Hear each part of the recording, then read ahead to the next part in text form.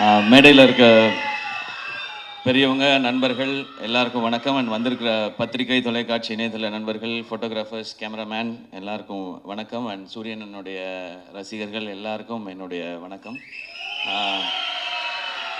First ஒரு கொஞ்சம் நேரம் லேட்டாக வந்துட்டேன், அதுக்கு ஃபஸ்ட்டு சாரி. எங்கேருந்து ஆரம்பிக்கணும்னு தெரியல, ஏன்னா இந்த படத்தில் எனக்கு பிடிச்சவங்க நெருக்கமானவங்க நிறைய பேர் இருக்கிறாங்க. நான் முதல்ல இந்த படத்துடைய ட்ரெய்லர் பற்றி சொல்லிடுறேன். ஒரு சாலிட் ஆக்ஷன் ஃபிலிமுக்கான எல்லாமே இருக்கிற ஒரு ட்ரெய்லராக இருந்துச்சு அது.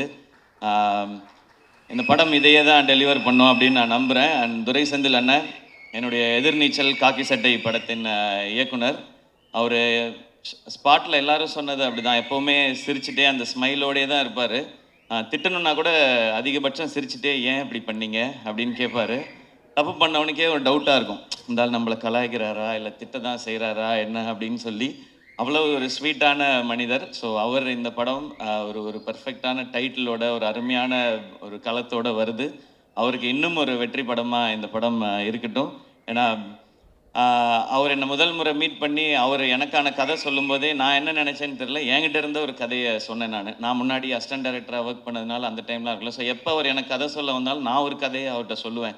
இப்படி தான் எங்களோட ரிலேஷன். அது ஏன்னு அவர்கிட்ட மட்டும்தான் நான் வேறு யார்ட்டையும் அப்படி சொல்லியிருக்கேனான்றது தெரியல. அவ்வளோ ஒரு கம்ஃபர்ட் இருக்கும்.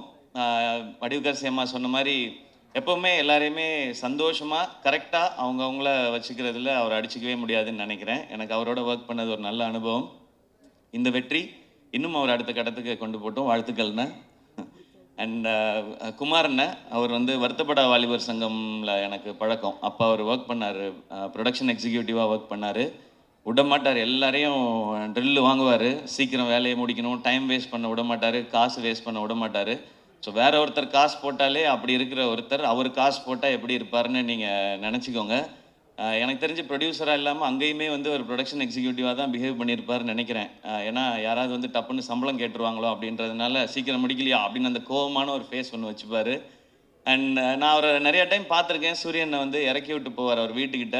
நான் இங்கேருந்து அப்படியே நடந்தே போய்க்கிறேன் அப்படின்வாரு. சரி, வீடு ஏதோ குட்டியாக இருக்கும் போல், நம்மலாம் வர்றதுக்காக யோசிக்கிறாரு அப்படின்னு பார்த்தா அப்புறம் தான் சூரியன், தம்பி தம்பி தம்பி ஏகப்பட்டது வச்சுருக்கேன் தம்பி, சண்டால 4-5 வீடு வச்சுருக்கேன், நம்மள்ட்ட சொல்ல மாட்டேன் அப்படின்னு சொல்லி சொல்லுவார். ஸோ அவர் அப்போயே ப்ரொடியூசருக்கு தேவையான எல்லா வேலையும் அப்போயே செஞ்சுட்டு வந்துட்டார் கரெக்டாக.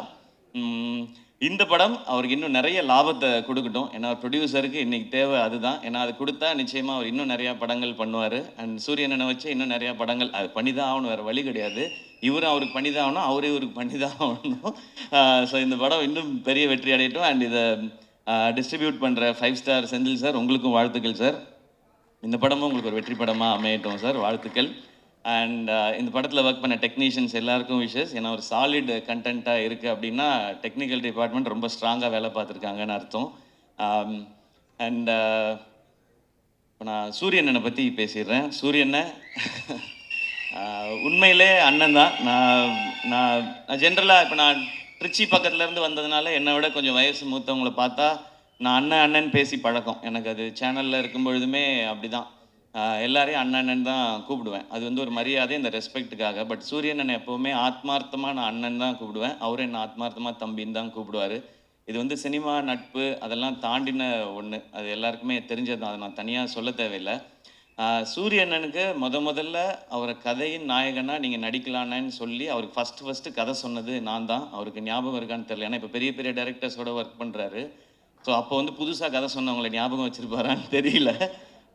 சீமராஜா ஷூட்டிங் அப்போது ஒரு டைம் கேப் இருந்தது. நீங்கள் ஏன்னா லீடாக தம்பி சும்மா என்ன மாதிரி பேசிட்டு போகக்கூடாது, நான் பாட்டுக்கு ஒரு வண்டியை ஓட்டிக்கிட்டு இருக்கேன், குத்திப்பிடியன் குத்தி அப்படின்னு தான் சொன்னார் ஃபஸ்ட். இல்லைண்ணே இந்த மாதிரி ஒரு கதை பண்ணுங்கண்ணே, ஒரு கதையில் ஒரு அழகான கேரக்டராக எடுத்து நீங்கள் பிரதானமாக வர மாதிரி பண்ணுங்கன்னு ஒரு கதை சொன்னேன்.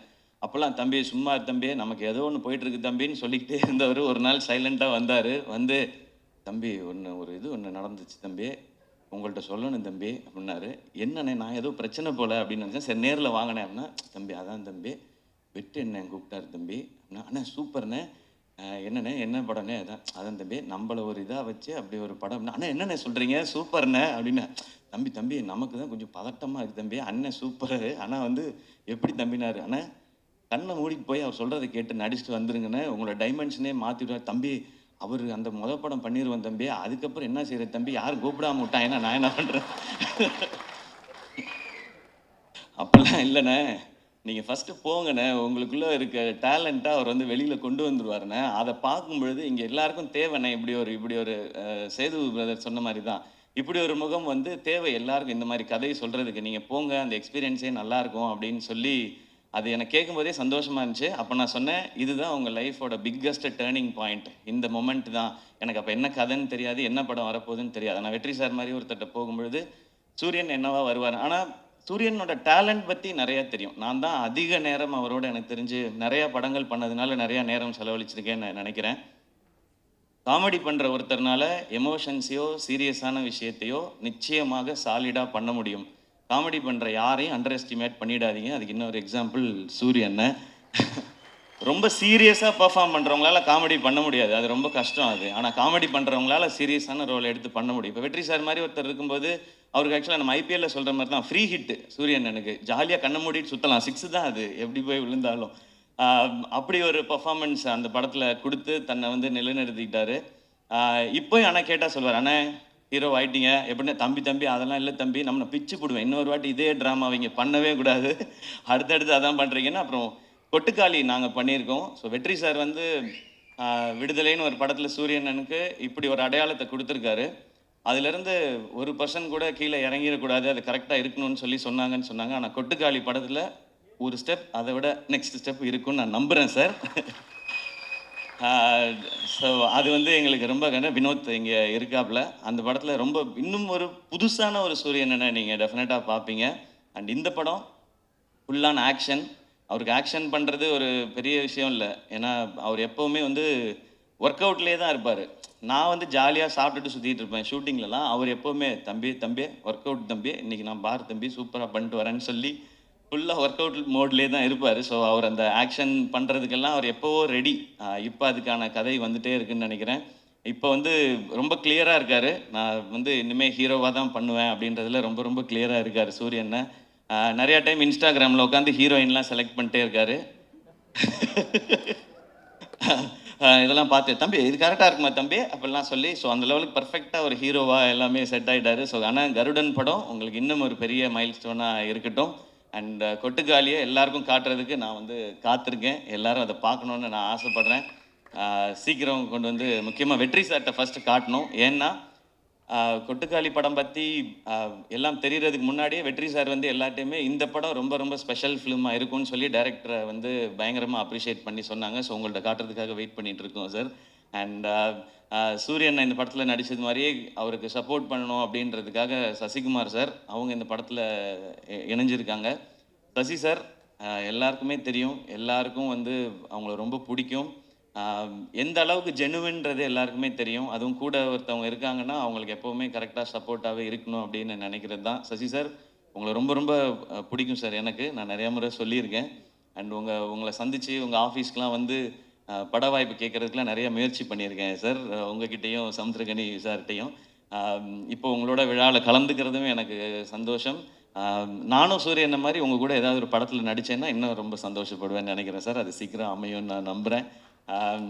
கனியண்ணா தேங்க்யூ உங்களோட பாசிட்டிவிட்டிக்கு.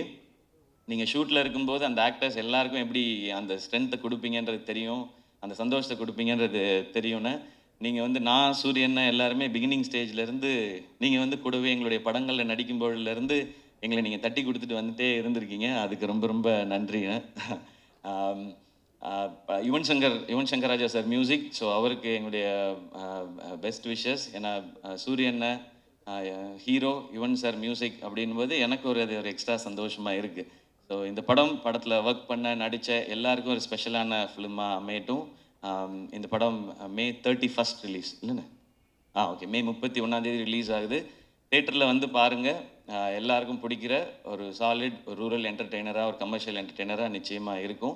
அண்ட் வடிவுகரசியம்மா நிச்சயமாக எனக்கும் உங்களோட நடிக்கணுன்ற ஆசை நிறையவே இருக்குது.